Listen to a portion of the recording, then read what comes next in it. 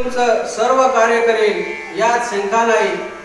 फक्त प्रेमाने देवाचं नाव घ्या. तुमच्या समोर एक अभंग मांडतो मी.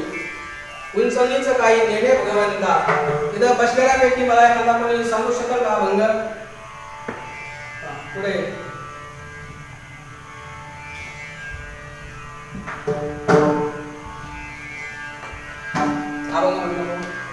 उंचनीच काही नेले भगवंत तिष्ठ भाव भक्ती देखून या दासी पुत्र कन्या विधुराच्या बक्षी दैत्य गरिरक्षी प्रल्हादासी चर्मरंगू लागे रोहिदास संगी कबीराच्या मागे शेलेविनी सज्जन कसा या विकू लागे मास माळ्या सवत्याचं खुरपू लागे नरहरी सोनारा गडू फुकू लागे चोका वेळे संगे डोरे ओढी नामयाची जणी सेवेची शेणी धर्मा घरी पाणी वाया जडी नामे सेवे जवे नवे संकोचित ज्ञानियाची भिंत अंगे ओढी गोरियाचे गळी अंगे गाई वळी द्वारपाळ बळी द्वारी झाला अर्जुनाचे रथी होया सारथी बक्षिपोय प्रीती सुदाम्याचे यंकवाचे ऋण पिढी ऋषिकेशी आंब ऋषी सोशी गर्भवासी मीराबाईसाठी घेतो विष पाला दामाची झाला पाडेवार गडीमाती वाहे गोऱ्या कुंभाराची कुंडिके मेत्याची अंगे बाई कुंडलिकासाठी अजून तिष्ठ तुकामाने माता दिले त्याची.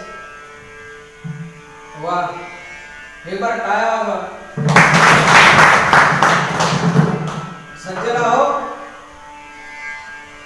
ज्या ऋषिकेशने एक चरणाचा नाही, दोन चरणाचा नाही, तीन नाही, सहा नाही तर डायरेक्ट 12 चरणाचा अभंग पाठ केलाय.